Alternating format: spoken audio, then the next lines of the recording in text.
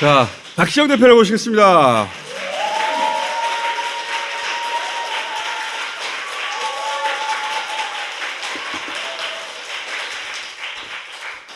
지난주에 저희가 여론조사를 3개나 했어요. 한꺼번에. 아무도 안 시켰는데. 전화면접조사 하나 하고 예고했던 1000 프로젝트. 20대 1000명, 30대 1000명. 아주 재밌습니다. 첫 번째로 한 조사는 추석 직후 네. 전화면접을 한번 해봤어요. 아직 가상번호를 쓸 수 없어서 RDD로 했습니다. 그렇습니다. 한두 번 얘기했지만 주식회사 박시영 열고 대표가 되더니 샤프해진 것 같잖아요. 그게 그거지 뭐. 다시 쪄줘. 자, 추석 직후 여론조사들이 대체로 약간의 상승이 있어요. 추석 전후로 큰 사건 사고가 없었잖아요. 이번 주는 좀 달라질 것 같긴 한데. 두 가지 측면이 있는데 하나는 아니다라고 하면 주워 담는 모습이 보이는 게 있는 거죠. 뭐 영빈관 아니다 그러면 안 하겠다 하고 빨리빨리 주워 담아. 그런 것은 두 번째는 보수층들이 너무 윤석열 정부가 빨리 무너진다라는 생각을 좀 갖고 있어요. 네, 그 결정이 분명히 있어요. 예, 그 와중에 또 이재명 대표를 막 기소하고 또 송치 한 건 하지 않았습니까? 보수층 중에는 이재명 대표를 그렇게 올가매기를 희망하는 층이 분명히 있죠. 혼자 맞다가 적이 나타난 거지. 그러다 보니까 확실히 권역별로 보면은 TK, PK가 결집을 했어요. 네. 그리고 연령대를 보면 60대 이상이 결집했어요. 그렇습니다. 다른 지역과 다른 연령대를 보면 사실은 큰 변화가 없어요. 압도적 결집은 아닌데 어쨌든 한 3, 4% 정도 움직일 정도의 결집이 있었다는 거예요. 또 하나의 특징은 호감도를 물어보면 호감도 차이가 0.5밖에 없어요. 이제 개인적 매력은 없는 거죠.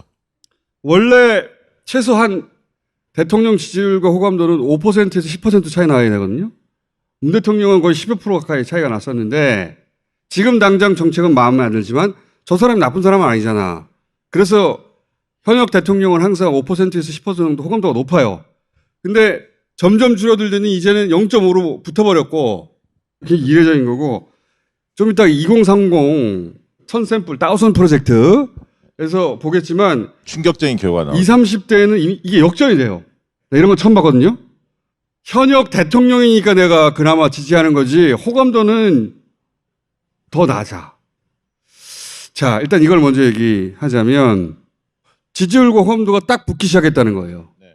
점점 줄어들고 있다고 지난주에 말씀드렸는데 그리고 추석 연휴 동안 추석 직후에 한 거니까 모였냐 안 모였냐 반 정도는 모였다. 그러니까 꼭 고향이 아니더라도 수도권에서 가족 친지들도 모이는 경우도 있지 않습니까? 절반 정도는 모였다. 그리고 정치 얘기를 했느냐 네, 이것도 절반 정도는 나눴다. 가장 많이 언급한 게 뭐냐 윤 대통령 경제 배우자 이거 합치면은 현 정부 책임에 대해서 60%는 얘기했다는 거예요. 1순위만 먼저 보여준 거고 그죠. 2순위까지 함께 한 응답 결과입니다. 저는 원래 이제 경제 현안을 많이 이야기를 합니다. 근데 김건희 여사가 2등으로 올라온 것이 주목되는 부분입니다. 사실 대통령 원래 이야기를 많이 하게 돼 있는데 추석 때는 보통 요즘 어떠니 어렵다 이 얘기하고 그 다음에 정치 얘기를 하면 대통령 얘기를 하지 그렇죠. 부인 얘기를 이렇게 많이 하지 않아요. 역시 처음인 것 같아요, 사실은. 처음이죠. 네. 별도의 주제로 그럴만하지.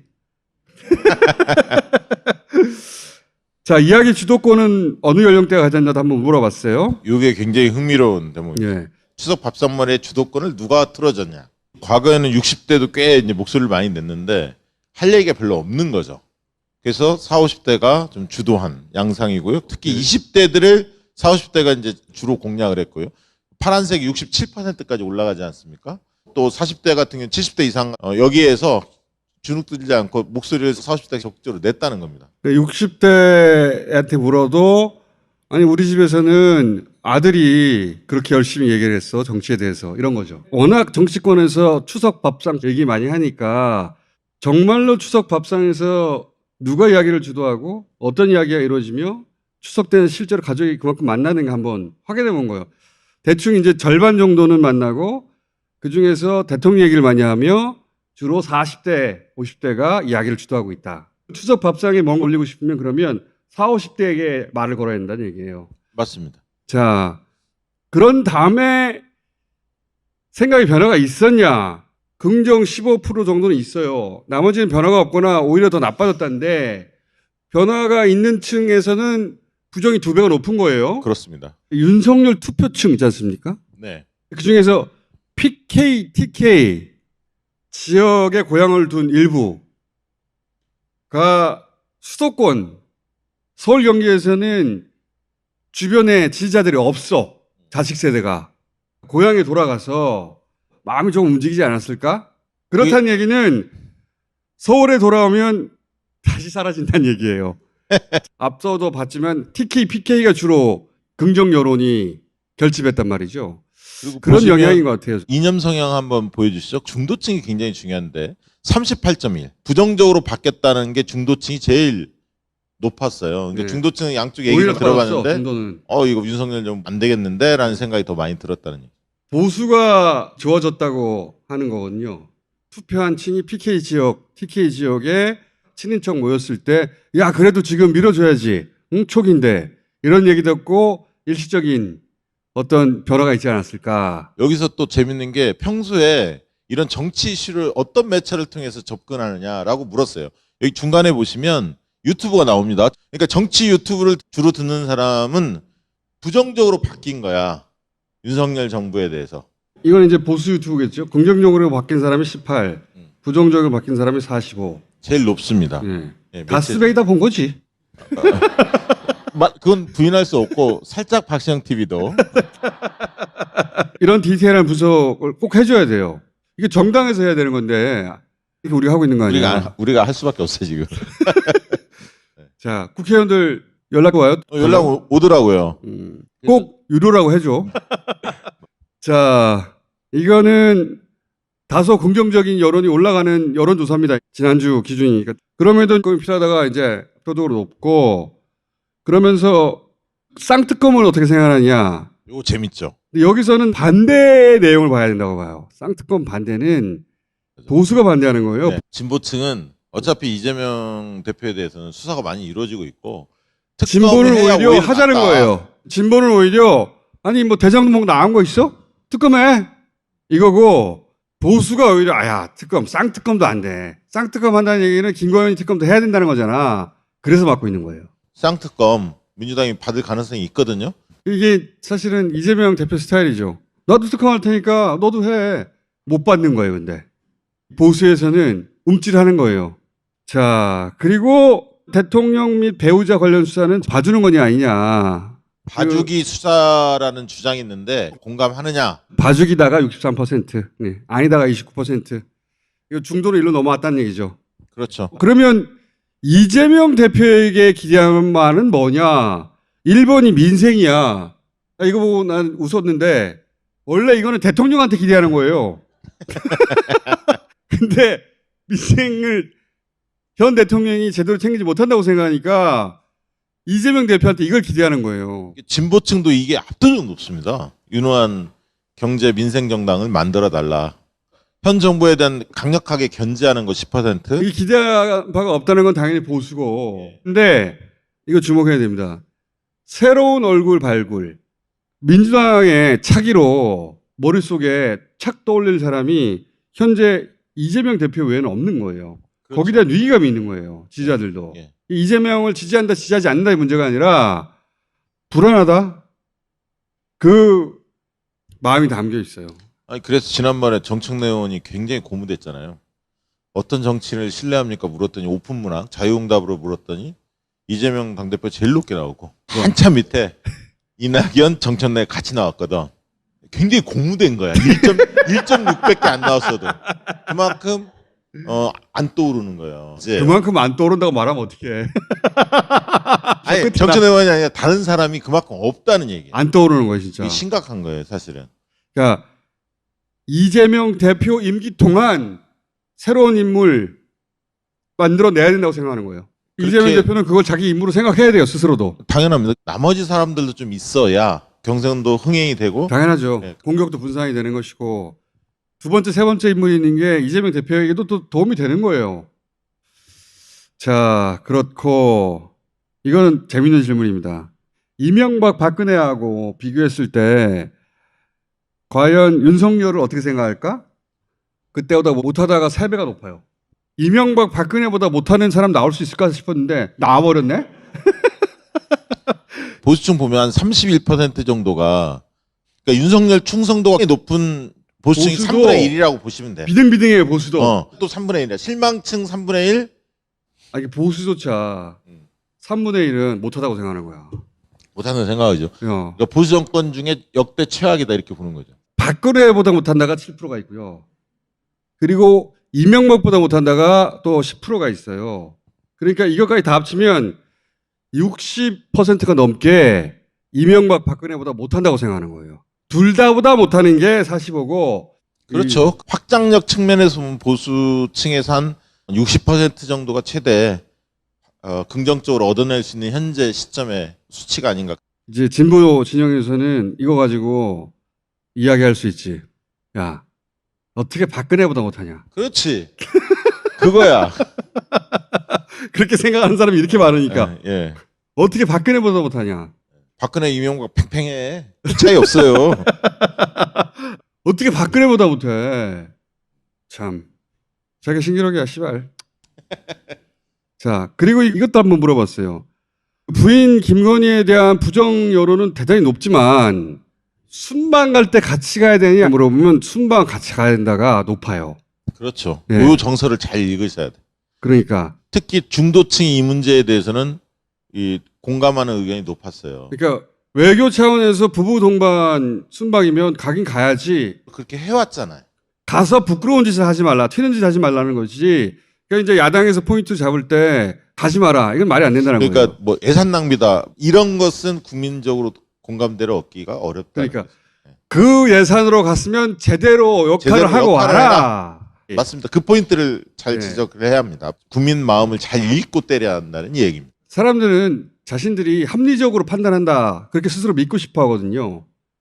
이런 질문을 받으면 싫다 하고는 별개로 그래도 가긴 가야지 라고 답하는 게 사람들의 마음이에요. 근데 거기다 대놓고 가지도 마 하는 비판은 유효타가 아니라는 거지. 유효타가 아니죠. 예. 자, 그 다음에 원다우슨인데 오늘 맛보기만 해봅시다. 다음 주에 디테일하게 들어가고. 원다우슨 20, 30대. 20대는 잘한다 16%. 30대는 17%예요. 지금 뭐 30% 지지율이 나오는 게 60, 70대 쪽이잖아요. 그걸 생각하시면 됩니다. 40, 50대는 한 20%대, 20, 30대는 10%대에 있어요. 우리가 전국 1000명씩 해본 거야, 이게 가장 정확한 거예요. 돈 내라는 얘기입니다. 이게 맞는 거야. 근데 30대는 매우 잘못하다 비중이 높아요. 상대적으로. 30대는 결론을 내버렸어.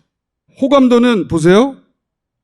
16하고 17이었잖아요, 지지율이. 호감도가 조금이라도 높아야 되는데 14하고 16이 더 낮아. 역전이야. 그리고 처음 봤다고. 싫다는 거죠, 사람이. 그러니까 사람이 싫은 거야, 이건 아예. 대통령이니까 내가 봐주고 있는 것이지 사람이 싫어. 현직일 때는 이렇게 되지 않아요. 끝났어요, 평가가. 20, 30대는 그 상태에 도달한 거다. 여기는 정서적 탄핵 상태예요. 1000명씩 해보니까 20, 30대에서 윤석열 열성 지지자 찾기가 정말 어려운 것이지. 요거는 이제 맛보기만 일단 하고 넘어갑시다. 전방위로 우리가 조사했어요. 그 중에 하나가 뭐냐면 매체 신뢰도를 한번 20, 30대 비교를 해봤어요. 20대 남성이 민트 색깔, 핑크 색깔이 20대 여성, 청색이 30대 남성, 빨간색이 30대 여성. 공통 특징이 뭐냐면 남성의 매체 신뢰도가 전반적으로 여성보다 높아요. 네, 그렇더라고요. 네. 저는 남성이 더 비판적일 거라고 예상했었는데 아니더라고요. 여성이 훨씬 더 비판적이고요. 여성들이 네. 전반적으로 매체를 남성보다 훨씬 비판적으로 봐요. 예, 이따 나오겠습니다. 기관에 대한 네. 신뢰도도 확실히 여성이 더 낮고요. 그리고 나이가 들어가면서 신뢰도가 떨어지고 다 이렇게 밑으로 떨어진 게 30대예요. 여기 30대, 또 30대. 특징 중에 하나가 지면 보도 매체, 그러니까 흔히 말하는 조중동 등 종이 신문에 비해서 동영상 공유 서비스 저게 이제 유튜브 등 동영상 그렇죠. 공유 서비스거든요. 유튜브 쪽이 더 신뢰도 높아요. 지면보다 유튜브 방송의 신뢰도가 상대적으로 높아. 역전됐어. 그 특징이 하나 있고 나이가 들수록 신뢰도는 떨어지고 여성이 더 낮아요. 이게 큰 특징이야. 그 종편도 안 높습니다, 별로. 예. 종편에 비해서는 지상파가 높다. 그리고 특징적은 20, 30대 남성은 지상파에 대한 신뢰도가 나이 먹어도 변하지 않아요. 여성들은 떨어져요. 남자들이 정치 얘기 더 신랄하게 하고 매체를 비판한다고 생각하는데 2030은 여성들이 더 비판적이에요. 미디어에. 또 하나 조사한 게 이제 기관 신뢰도인데 여기 보면 대기업이 압도적으로 높아요. 네, 뭐 원래 대기업은 높게 나옵니다, 상당히. 여기도 마찬가지로 나이 먹으면서 신뢰도가 떨어지거든요. 여기서도 언론사, 종교기관, 뭐 국회가 낮은 것은 늘 나오는 얘기고. 국회는 언제나 꼴찌였어요. 대기업은 항상 높게 나왔어요. 대기업이 어떤 비위가 없어서가 아니라 내가 먹고 사는 문제를 해결해 주는 것에 대해서 괜찮은 곳일 것이야 라고 믿고 싶은 거지. 그러니까 언론사가 시민단체보다 낫다는 것, 이것도 특징적인 거죠. 그렇죠. 그 그리고 신이 우리나라 크다는 이제 종교가 이제 반성해야 되는 게 종교기관이 굉장히 낮아요. 네. 종교기관이 언론사나 시민단체보다 낮아요. 뭐 종교기관이 뭐 꼭 수리남 때문에 그런 것 같지는 않고요. 예. 예. 수리남 못 보신 분들 위해서 잠깐 설명하면 거기 이제 신부로 변장한 이제 마약상이 나오거든요. 예. 포괄조사 중에 일부를 맛배기게 보여드리는 겁니다. 그 다음에 대통령실은 대통령 지지율하고 연동되는 건데 30대 여성의 대통령실 지지율을 봐요. 정부의 핵심에 대한 지지도가 이만큼밖에 안 돼. 그렇습니다. 그리고 경찰하고 검찰을 늘 함께 보거든요. 법원하고. 검찰이 꼴등이에요. 검찰, 경찰, 법원 중에는. 남성들이 더 조직 친화적이고 이 조직에 대한 신뢰도가 여성보다 높아요. 그리고 이 권위 지향적이야. 그렇죠. 여성들은 매체에 대해서도 비판적으로 보는데 2030 세대는 그렇다. 개딸이 괜히 나온 게 아니다. 이게 1000 프로젝트 맛보기입니다. 네. 다음 주에 이제 자세히 풀 거고. 2030의 생각이 우리 짐작하고 다른 지점이 많이 있어요. 디테일하게 들어가 보면. 이거 여기서밖에 안 해. 이거 계속 보려면 어떻게 해야 돼? 구독한 사람 점점 늘어나고 있어. 다음 주에 저기 써 있을 것 같아요. 구독 안 한 사람 들어오지 마세요. 눈치챘어? 이제 들어가십시오. 네, 고맙습니다. 네.